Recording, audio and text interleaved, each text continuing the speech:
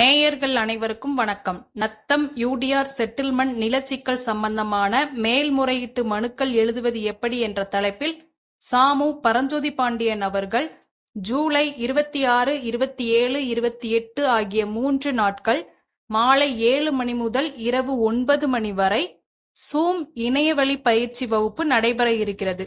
முன்பதிவுக்கு தொடர்பு கொள்ள 9841665836 என்ற எண்ணை தொடர்பு கொள்ளவும்.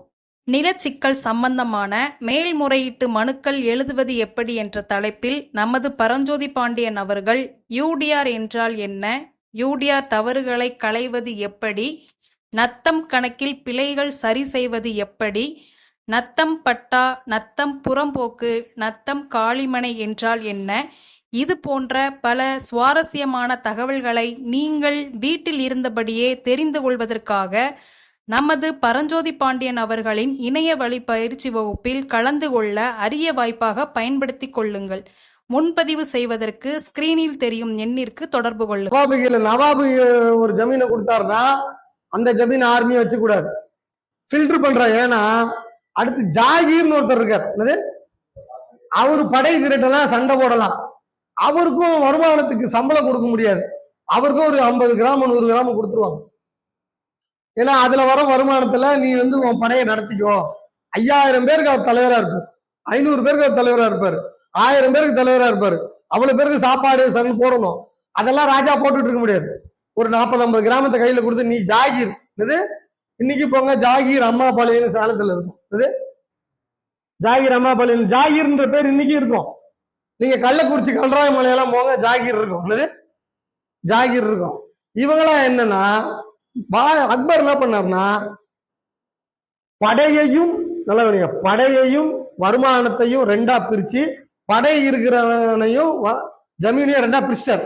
ஏன்னா ரெண்டையும் ஒரே இடத்துல கொடுத்தா நமக்கு ஆபத்து அப்படின்னு அவரு அதை உடைச்சார். ஆனா பாரம்பரியமா இந்திய முறையில எல்லாமே ஒரே ஆள்கிட்ட இருக்கும். பாளையக்காரர்னா எல்லாமே ஒரே ஆள்கிட்ட இருக்குன்னு அர்த்தம். பாளையக்காரர்னா எல்லாமே ஒரே ஆள்கிட்ட இருக்குன்னு அர்த்தம். பாளையக்காரர்கள் எல்லாமே ஒரே ஆள்கிட்ட இருக்குன்னு அர்த்தம். அப்போ முஸ்லீம் அதை ஃபில்டர் பண்ணி ஜாகீர் பிரிக்கிறாங்க. அவங்க பாளையக்கார நடைமுறையில இருக்கிறாங்க. வெள்ளக்கார 802 வந்த உடனே ரெண்டையும் சரிசமமா மாத்துறான். தமிழ்நாடு முறைக்கு என்ன மாத்துறாங்க? சரிசமமா மாத்துறான். மாத்தி அவன் ஒரு புதிய நிர்வாக முறையை கொடுக்குறான்.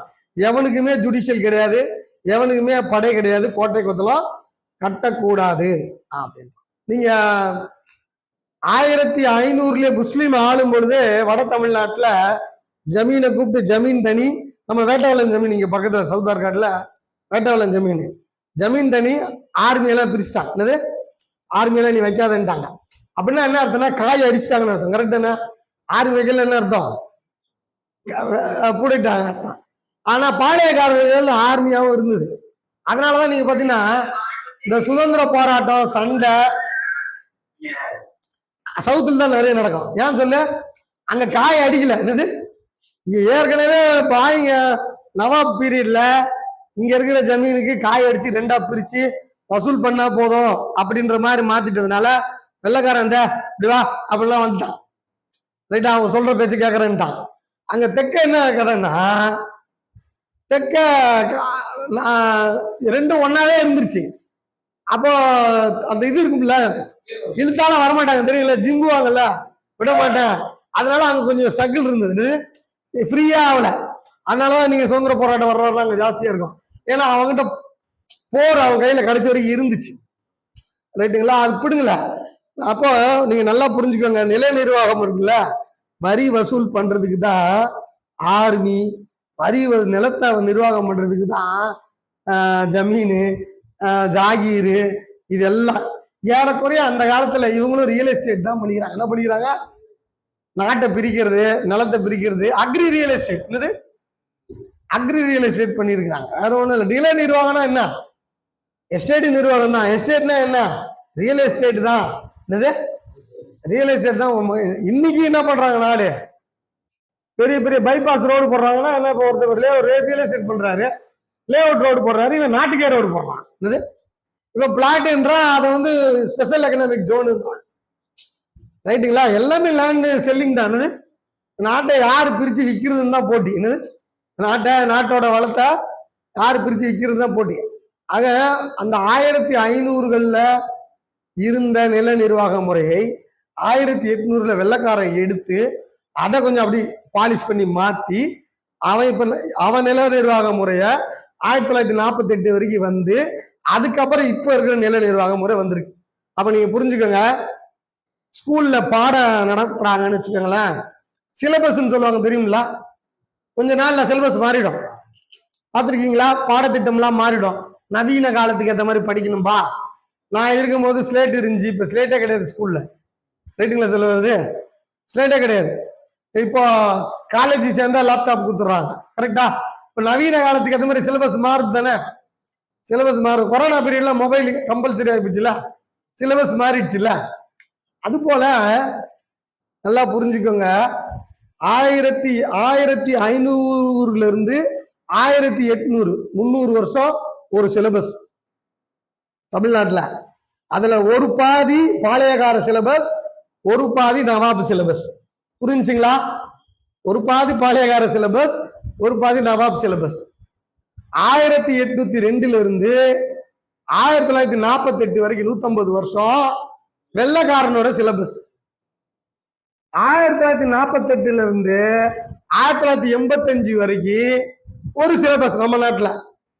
ரைட்டா? அதுக்கப்புறம் 85ல இருந்து இன்னைக்கு வரைக்கும் ஒரு சிலபஸ். உங்களுக்கு புரிஞ்சுங்களா நான் சொல்ல வருது?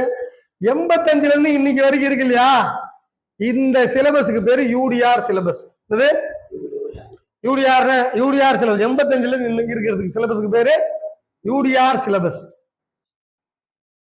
இந்த யூடிஆர்ல இருந்து அந்த 48 வரைக்கும் ஒரு 30 வருஷம் இருக்கு இல்லையா, இது வந்து ப்ரீ யூடிஆர் சிலபஸ். இந்த 30 வருஷம் இதுல என்ன நடந்துச்சு சார்? இங்க பாருங்க, இதுலதான் இந்த 30 வருஷத்துலதான் ஜமீனா இருந்ததெல்லாம் ஜமீன் ஒழிக்கப்பட்டது, இனாமா இருந்தது ஒழிக்கப்பட்டது, மைனர் இனாம் இருந்தது ஒழிக்கப்பட்டது, மேஜர் இனாம் இருந்தது ஒழிக்கப்பட்டது, மிட்டா ஒழிக்கப்பட்டது, மிராசு ஒழிக்கப்பட்டது. உங்களுக்கு புரிஞ்சுங்களா? இந்த 30 வருஷம் சுதந்திரம் அடைஞ்சவொடனே இந்த நாட்டுல என்னெல்லாம் நடந்துச்சு? அந்த பழைய நில நிர்வாக முறையெல்லாம் ஒழிக்கப்பட்டது. என்னது? ஒழிக்கப்பட்டது. நிறைய நிலம் வச்சிருந்தா சீலிங் உருவாக்கப்பட்டது, நிறைய நிலம் வச்சிருந்தா உச்சவரம்பு கட்டப்பட்டது, வரம்பு கட்டப்பட்டது, இதுக்கு மேல நீ வச்சிருக்க கூடாதுன்னு சொல்லப்பட்டது, உபரி வகைப்படுத்தப்பட்டது, உபரியை பிரிச்சு நிலமற்றவர்களுக்கு கொடுக்கப்பட்டது, அசைன்மெண்ட் நிலம் இல்லாதவங்களுக்கு கொடுக்கப்பட்டது. இது மாதிரி வேலையெல்லாம் எப்ப சீர்திருத்த நடவடிக்கைகள், நில சீர்திருத்த நடவடிக்கைகள் எப்ப நடந்துச்சு? 48ல இருந்து இந்த 85க்குள்ள நடந்தது. இந்திரா காந்தி பீரியட். இந்திரா காந்தி தான் சட்டத்தை டைட் பண்றாங்க. ரைட்டா? இந்திரா காந்திக்கு ரொம்ப கஷ்ட காலம். என்னன்னா, அந்த அம்மாவை சுத்தி பெரும் நிலச்சி வாழ்ந்தார்கள், நிலக்கிழார்கள், ஜமீன்கள் எல்லாம் இருக்காங்க. ஆனா சட்டம் எல்லாம் அவங்களை எழுத்த போட வேண்டியதா இருக்கு. என்னது? அதெல்லாம் அவங்கள போட்டாங்க. என்னது? அவங்க ஒரு 20 அம்ச திட்டம்னு போட்டிருந்தாங்க. பெரிய பெரிய பணக்கார பேங்க் வச்சிருக்க கூடாது, பிரைவேட் பேங்க் வச்சிருக்க கூடாது. இந்த மேட்டை கரைக்கிற வேலையெல்லாம் அவங்க தான் டைட் பண்ணி பார்த்தாங்க ரொம்ப போல்டா. அந்த சட்டம்லாம் யாரும் இப்ப எல்லாம் கொண்டு வர முடியாது.